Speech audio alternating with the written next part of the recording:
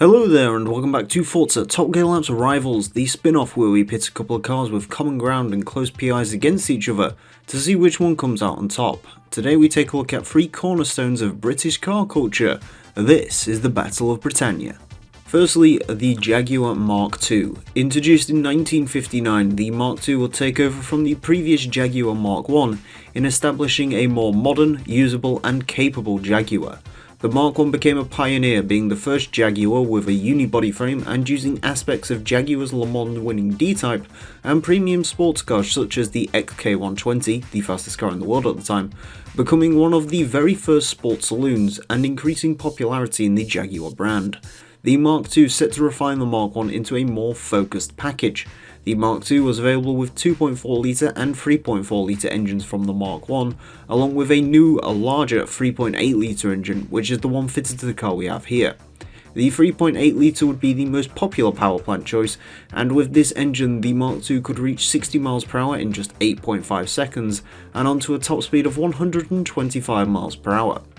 It wasn't just speed though. The 3.8 litre engine would see the car fitted with a limited slip differential, and with successes in the racing world, the Mark II would be known as a tidy handler too. This would make the Mark II not only popular to the chap who wanted one of the fastest saloons of the time, but also to the unscrupulous types, being a very common getaway car thanks to its previously mentioned attributes. This would lead to the car being adopted by the British police too in a true fight fire with fire case. The Mark II would become a British icon and one of the most notable Jaguars ever created, helping set the company apart and giving them a presence that only few can match.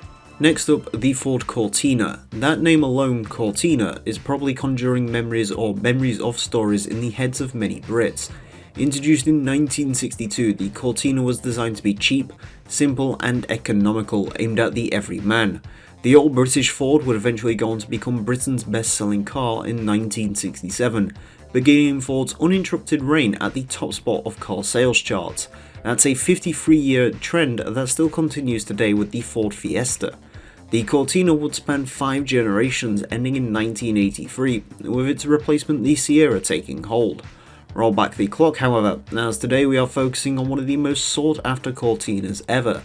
This is the Lotus Cortina. Built as a homologation special for Group 2 touring car racing, the Lotus Cortina was a vastly different car from the standard Cortina GT, and there's a big emphasis on Lotus here. Firstly, the engine was a collaboration between Cosworth and Lotus, a 1.6 litre twin-cam unit used in the Lotus Elan and the Lotus 23 race car.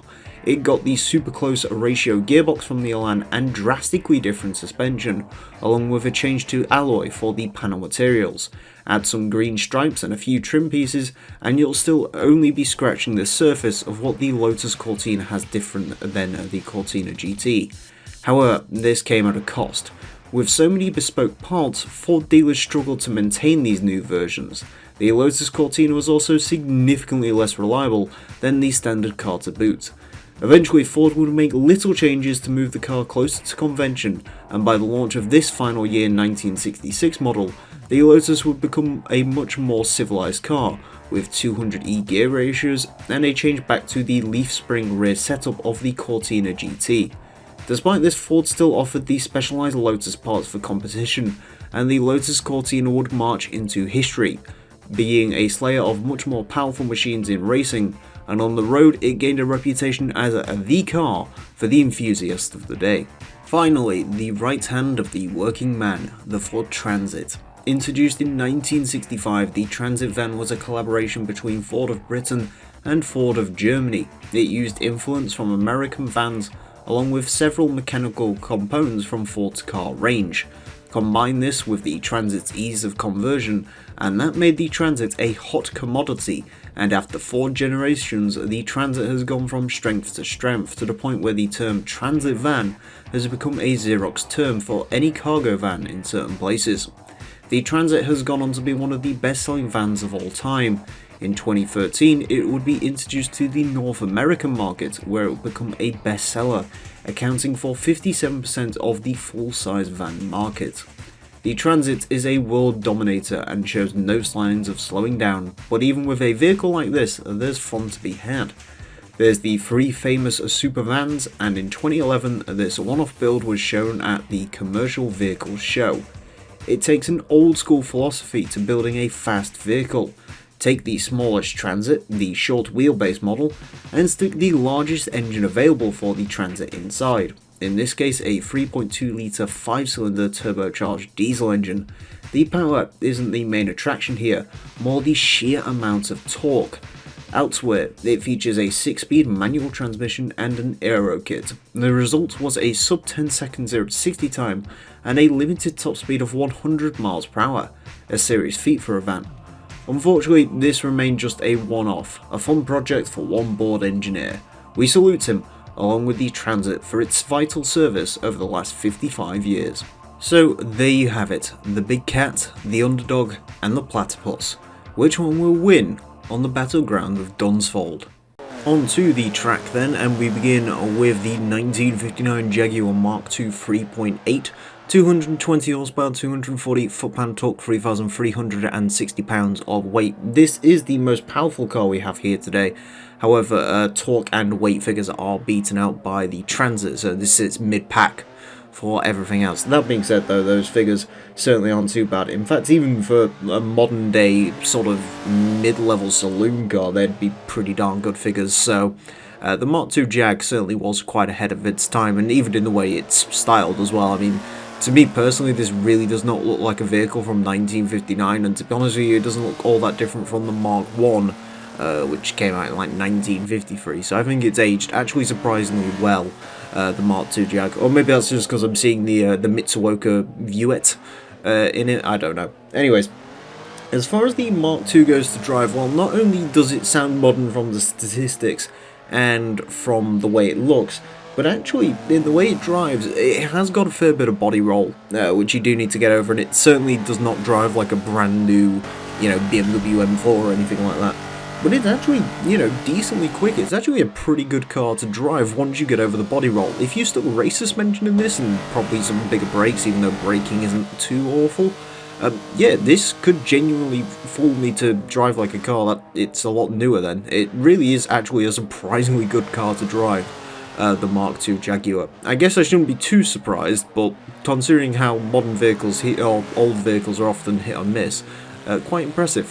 Next up, we have the 1966 Lotus Cortina, 115 horsepower, 108 foot-pound torque, 2,060 pounds of weight. This is definitely the underdog. It is the lowest power car we have here today, the lowest on torque, and it is the lightest car by far that we have here today. Of course, this thing was sort of the giant slayer in touring cars and so on, but it'd be interesting to see how the Cortina gets on along our track. I do like the Mark I Cortina. I kind of prefer the later Cortinas. Those are the ones that I have more stories of. I don't think I've actually seen too many Cortinas in real life. There's not a lot of them left in the UK, but the Cortina, essentially for our American viewers, the Cortina to us is a lot like the original Ford Falcon is to you.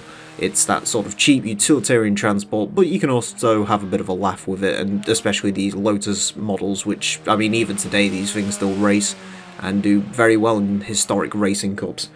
As far as the Cortina goes to drive, a little bit of a disappointment on this one. It is a bit iffy to drive. The key offender in this car is the differential. If any car here today was to have a bad differential, I'd assume it was the Jag. However, that was absolutely fine, but this car really did have issues with the diff. It just wants to one tyre fire and spin one wheel. And that does make the overall handling of this quite awkward, which is a bit of a shame, because if the differential was sorted out, this would probably be quite a good handler. I don't know how quick these are in terms of time trial cars or how fast they are in racing, but certainly the Cortina does seem to show a lot of promise, but that differential just isn't good. And finally today, the big boy, the 2011 Ford Transit Super Sport Van, 198 horsepower, 346 foot-pound torque. I wasn't joking about the large torque figure, 4,493 pounds weight. Obviously the torquiest vehicle here today, and the heaviest vehicle here today, and also by far and away the most modern vehicle we have here today. Yeah, unfortunately we don't have the original Transit that we have in Horizon 4, so we have to make do with this big thing. But that's completely fine by me. I really like the Ford Transit van. Of course, being from the UK, we see a lot of these things. And Super Sport Van, reading about this one, I have a lot more respect for it now. Before I was sort of a bit like, oh, why don't we just get the Super Van over the Super Sport Van? But no, this actually is quite an interesting vehicle. Once you go ahead and read about it, and of course you can put body mods on it to make it look like a standard Transit and then do whatever you want with it, which also helps. As far as the Transit goes to drive, well, the Cortina had an awful diff. This has an abysmal differential. This is really bad. This is like worse, you know, sort of Charger Hellcat from Forza 6 that had a particularly awful diff. I've got no idea why the differential is so bad in this vehicle. It's just one of those modern cars which seems to have a horrible diff for reasons no one can quite explain. I mean, at the end of the day, it's not a great vehicle to drive. It's a giant van. There's no way you're getting around that. It's a giant van with a diesel engine, no less. But you know, you sort of expect it to handle the way it does. I was, you know, secretly hoping this thing would be an absolute handling riot, but obviously I wasn't holding out much hope for that. So yeah, I guess the Transit was a bit of a shame, but pretty much as you would expect. So, onto the times then, and unsurprisingly, I guess the Jag Mark II was the quickest car of the day, going into 412th place with 137.172. More interesting is what surrounds it. An Escort was actually slightly quicker than it. It is quicker than a Ford Bronco and an International Scout, which are around from the same time, but it's also quicker than a Bugatti Le Mans winner, so weirdness going on there. Moving down the board in 419th place, we find the Lotus Cortina with 138.749, which just doesn't sound all that impressive, but look at the stuff it beats. Mazda Cosmo, Datsun 2000, Volvo 1800e, Chevrolet Vega, Mustang 2, you know, they're all sort of semi-rivals to this, and some of them are a lot newer, and the Cortina fended them all off. Very incredible, if you ask me. In 427th place, we find the Ford Transit Super Sport Van with 140.732. That managed to beat a Fiesta XR2, which I guess is something. The Transit, obviously, not quite as quick as, you know, maybe I'd hoped. So, as far as a conclusion goes to this, it's pretty obvious the Mark II Jag is the one to have if you have to choose between these three. The Mark II Jag is the quickest, it is by far and away the best handling, it's the best to drive.